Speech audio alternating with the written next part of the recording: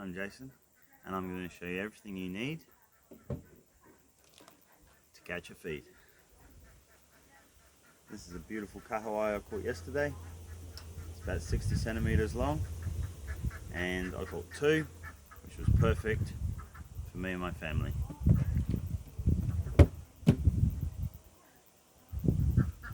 Most importantly, you're going to need a surf casting rod, just like this one. This is an entry-level Daiwa Eliminator. It's 12 feet long. I've had it for a number of years, caught a lot of fish on it, and yeah, it's fantastic. Under $200. Great piece of kit to allow you to get out fishing. The next thing you're going to need is a sand spike. This means that your rod's going to be in the ground secure and you don't have to hang on to it.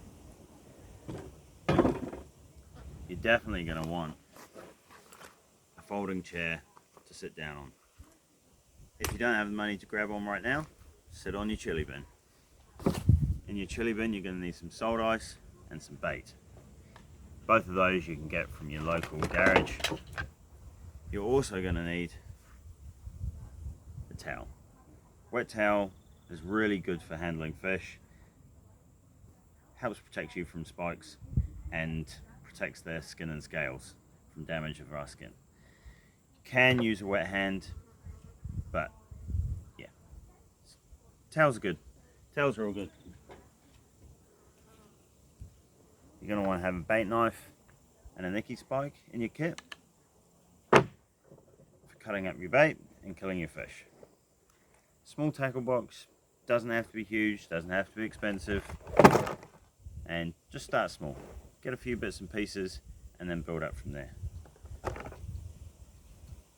Pair of scissors, really handy for cutting your line so you get nice neat knots. You can use your bait knife if you need to, but good upgrade.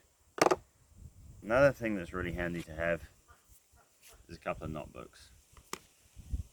You can buy pre-made rigs such as these from companies like Black Magic. They're really good, but if you want to save some money and you want to learn how to tie a couple of knots, I'll go through how to make this leisure rig at the end of the video. Really simple, and one of the knots you're going to need to know even if you're buying the pre-made rigs.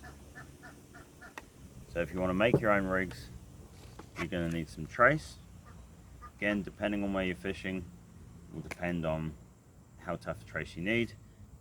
Honestly, best thing, talk to the guys in your local shop, support them, they'll support you and they'll get you going.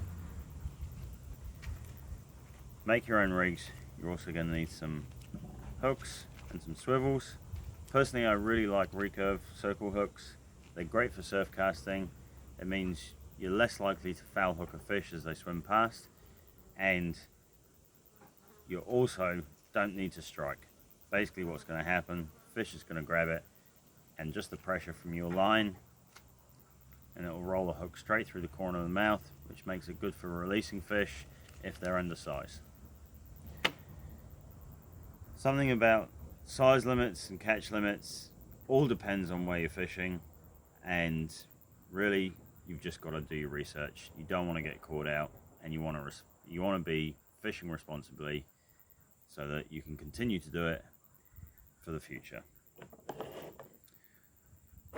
Other things that I've got in my tackle box, I've got some tackle guard, really good for your reels. I've got some lures, not necessary. Like I say, my two fish I caught yesterday were on this rig, and it's not a Kahawai specific rig, but it's a really good rig for surf casting, and that was all I used, was that and some mullet from the local garage. So, moving on to the knot. I won't use that one, I'm going to use this one. You might be able to see it a little bit better. So you're going to want to get about a wingspan of line, trace, give that a snip, pop that away, grab yourself a swivel,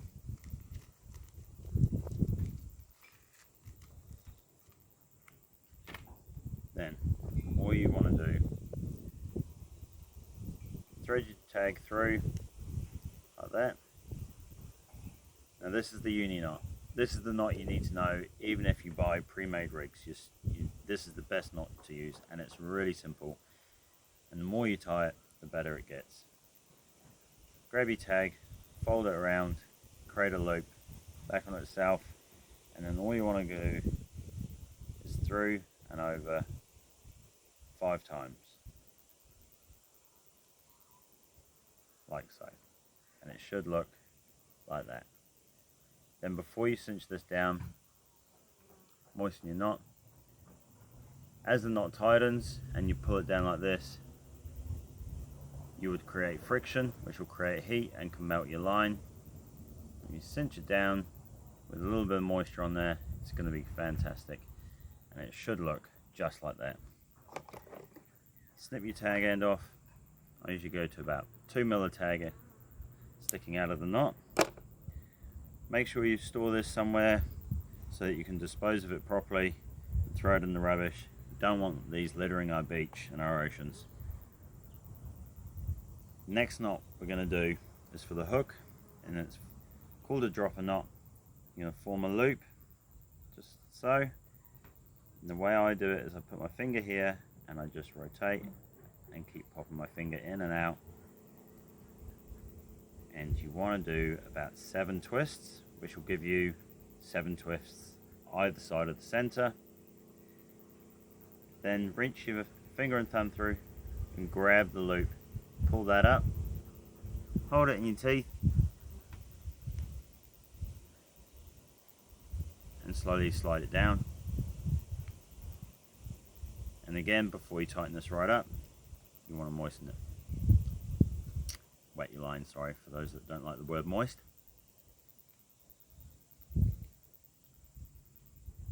Pull them tight like that. 1 dropper knot. Do 1 more. It's nice to have 2 hooks on a surf casting rig. That way you've got 1 knot, 1 hook high, 1 hook low, and increase your chances of having a catch. Some fish tend to go for the lower hooks, some fish tend to go for the higher hooks. Grab that through.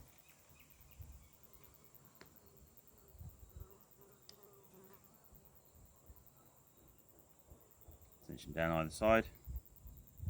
And then this end, you can either tie it directly to your sinker, or like here, you can use a uni knot onto a clip swivel, which allows you to clip on your sinkers real easy and change them out if you need to, for whatever reason. Next, all we're going to do with your hooks, you're going to get your loop that you've just made, and you're going to thread this through the eye of the hook like so, and then you go over once and then 1 more time and pull it up, and it should look like that. And as you can see, that hook holds nicely away from the trace and is going to move around in the current, which will make it far more attractive to those passing fish. So there we have it. That's everything you need. And next time we will look at how we're going to catch it when we're at the beach, and also different ways of cooking. Last night we baked our fish. I personally prefer it smoked. Everyone's got a different way. So all that coming up in the future. Thanks for watching. Get out there.